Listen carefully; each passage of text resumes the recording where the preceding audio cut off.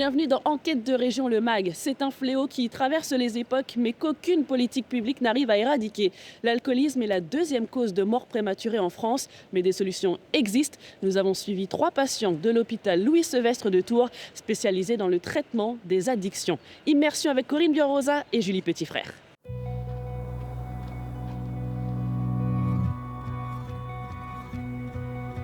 Je suis malade alcoolique, donc il faut toujours garder ça dans la tête.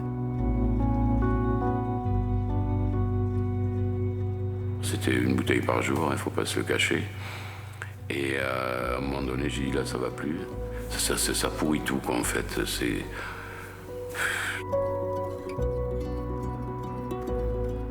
Ça a été une prise de conscience que je vienne ici. Un au secours, parce que je savais que j'étais malade, mais j'arrivais pas à m'en sortir toute seule.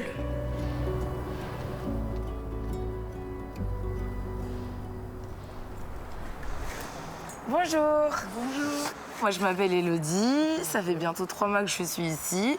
Je pars vendredi prochain, mais j'aurai le plaisir de vous accueillir et de vous faire visiter les lieux aujourd'hui. Très bien. Bon, on est parti ? On est parti. Allez, zou. Nous sommes au centre Louis-Sevestre, en Touraine. Une structure spécialisée dans le traitement de l'alcoolisme depuis plus de 60 ans. Ici, les plus anciens comme Élodie accueillent les nouveaux qui ont passé une semaine de sevrage enfermés dans leur chambre. Tu es libre, tu es sorti de sevrage, tu es libre maintenant. Sauf jusqu'à là. Ici, le portail, tu n'as plus le droit de sortir. Élodie, elle, sortira dans quelques jours, après avoir vécu une descente aux enfers. J'ai fait une tentative de suicide alors que j'étais alcoolisée, et c'est pas arrivé qu'une seule fois. Je devenais incontrôlable avec l'alcool, donc c'est ça qui a fait que j'arrive au point d'avoir besoin de me soigner, quoi.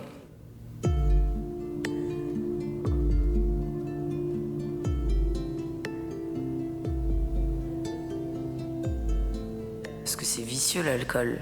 Ça commence à venir, vous faites la fête avec ce qu'on appelle l'alcoolisme mondain.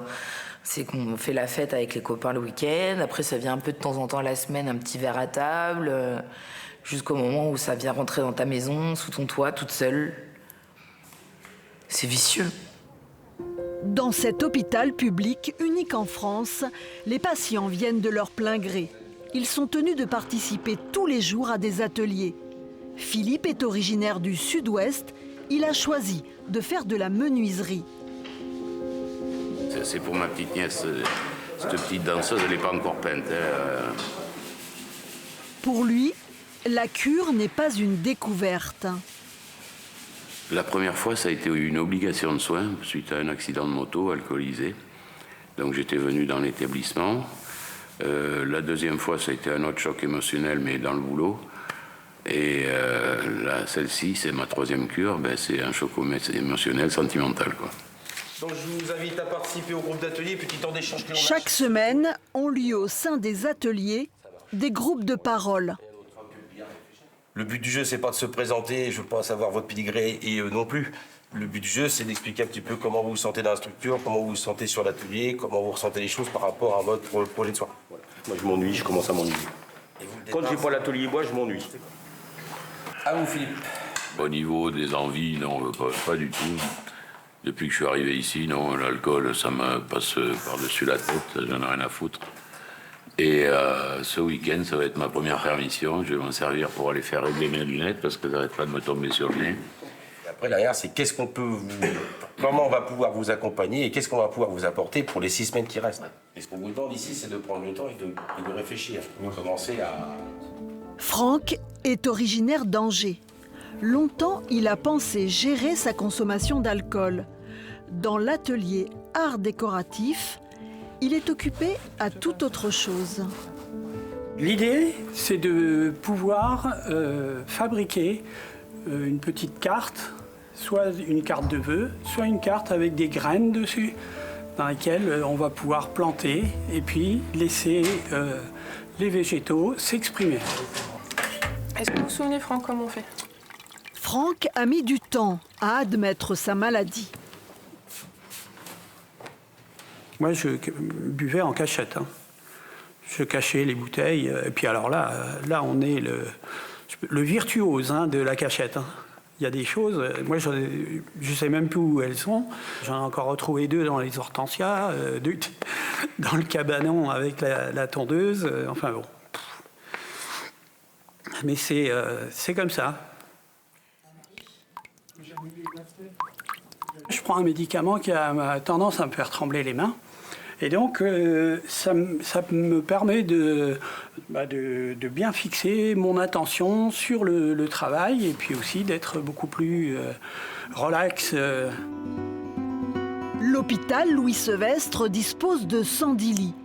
Les cures de désintoxication durent jusqu'à 3 mois, une exception en France. 8 médecins prennent en charge individuellement chaque patient et ils animent aussi des réunions collectives. Aujourd'hui, le docteur Gabriel aborde les ravages de l'alcoolisme. Je dois vous parler ce matin de l'intoxication alcoolique aiguë. Avec des chiffres qui frappent les esprits. Des conséquences physiques plus importantes. On dit classiquement qu'un homme fera une cirrhose en 10 ans s'il boit 1 litre d'alcool par jour, enfin de vin on va dire par jour, tandis qu'une femme la fera en 5 ans. Donc il n'y a vraiment pas d'égalité homme-femme. Contrairement aux idées reçues, la période de sevrage est à haut risque. C'est très très grave, c'est d'ailleurs, je tiens à le préciser, la seule drogue qui peut conduire à la mort lors du sevrage. Je peux mettre dans une pièce avec un peu de pain et d'eau un toxicomane, héroïne, cocaïne, je ne vais pas le tuer, c'est pas gentil, mais je ne vais pas le tuer. Tandis qu'un patient dépendant de l'alcool, je le mets en danger si je ne le médicalise pas lors du sevrage. Oui. Et toi? Moi, j'ai bien dormi. Ouais. T'as bien dormi? Ouais. À 8h30, je dormais. Chaque matin, avant le petit déjeuner, Élodie, Franck et Philippe se rendent à l'infirmerie. Ensuite, Il n'existe pas de traitement miracle pour l'alcoolisme, mais un médicament fait office de garde-fou. C'est une molécule qui fait que si vous la prenez, et que vous buvez de l'alcool en même temps, vous devenez tout rouge, vous avez des palpitations, vous êtes mal, quoi. Vous êtes vraiment mal. Et puis là, l'entourage le voit aussitôt, quoi. Toi, t'as rebu de l'alcool, quoi. Un comprimé de kétoprophène et un instant. De toute façon, ça reste une maladie comportementale, c'est un comportement qu'on va vouloir soigner. Donc les traitements, ils ont un impact, mais pas, ils aident, mais c'est pas non plus, ils guérissent pas. Franck a rendez-vous avec le docteur Gabriel pour un entretien à mi-parcours. Vous pouvez venir, c'est bon. C'est la 5e fois qu'il effectue une cure de sevrage.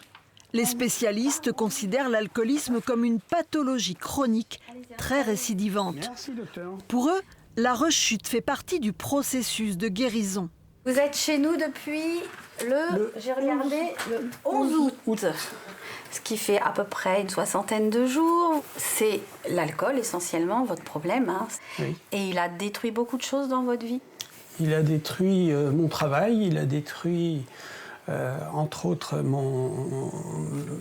la sphère familiale. Et ça, c'est terrible, parce que les conséquences, j'ai mes enfants qui ne veulent plus me voir, j'ai ma femme qui demande une séparation. Et donc, le produit a gâché bien des années de ma vie. Alors justement, l'alcool, qu'est-ce que vous pensez? Vous avez pris votre dernier verre ou c'est pas très clair dans votre tête encore? Non, j'ai pris mon dernier verre. C'est malheureux à dire, mais il faut aller dans le mur pour certainement se renforcer par rapport à ça. Vous avez tout ce qu'il faut pour réussir. Là. Voilà. Vous êtes parti dans une bonne démarche et surtout vous avez envie, on le sent. J'ai soif de liberté, j'ai soif de bien-être. Voilà, j'ai 62 maintenant, je suis à la retraite au mois de mars. Donc le temps, je vais l'utiliser. Je ne vais pas l'occuper, je vais l'utiliser. Sur le chemin de la guérison, le sport fait souvent des miracles. Philippe et Élodie se rendent quotidiennement en salle de musculation.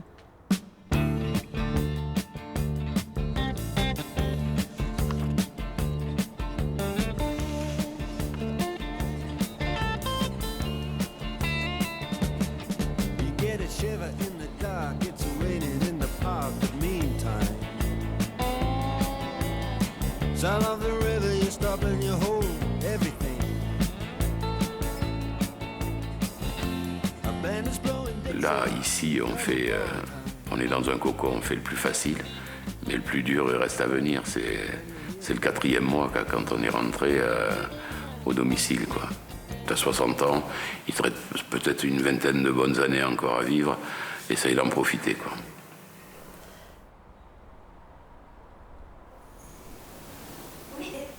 Pour Élodie, c'est bientôt l'heure de la sortie. Un moment crucial pour la jeune femme. Elle est maman d'une petite fille d'1 an et termine sa toute première cure. Merci.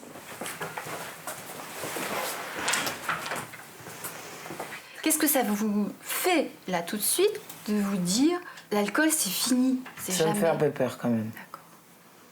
J'ai pas eu trop l'habitude de vivre sans, donc maintenant reprendre une vie normale sans produit, ça va être une nouvelle vie, quoi. Là, je redémarre sur une nouvelle vie, donc c'est un petit peu normal que j'ai peur aussi, parce que je vais redécouvrir une vie que j'ai pas connue, quoi.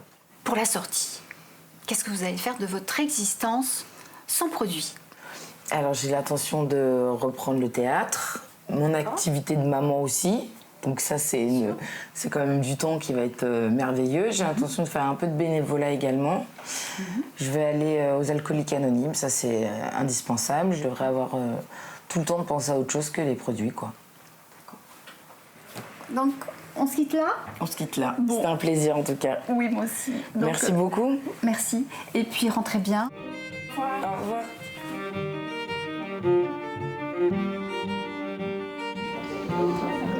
Bah, tu vas pas être gâté. C'est un gâteau. Alors ma petite Élodie, ça fait quoi de partir de même, ce dernier repas? Je réalise pas encore. Enfin, en même temps, je réalise en voyant ma chambre et toutes mes valises à moitié faites. Ah oui, c'est un signe quand même. Donc je réalise quand même que je vais partir. Mais il y a une part de moi qui reste un peu ici, quoi. Donc, Mais est-ce que tu penses nous manquer? je vous aime beaucoup. Manquer. Je vous aime beaucoup, Oui. mais je suis pas sûre que vous allez me manquer. Bah dis donc, on va retirer ton dessert.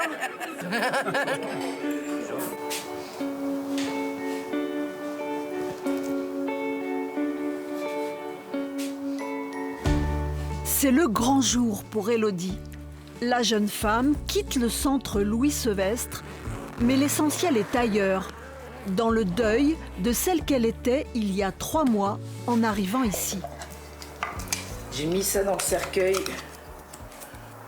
Ça, c'était moi avant. Dans le cercueil. Ça, c'était avant. Avec mes gros muscles.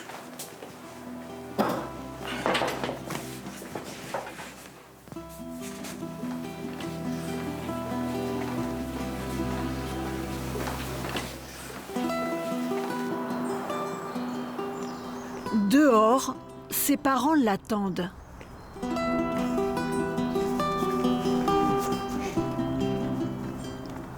C'est le premier jour du reste de ta vie. Oui. Hein?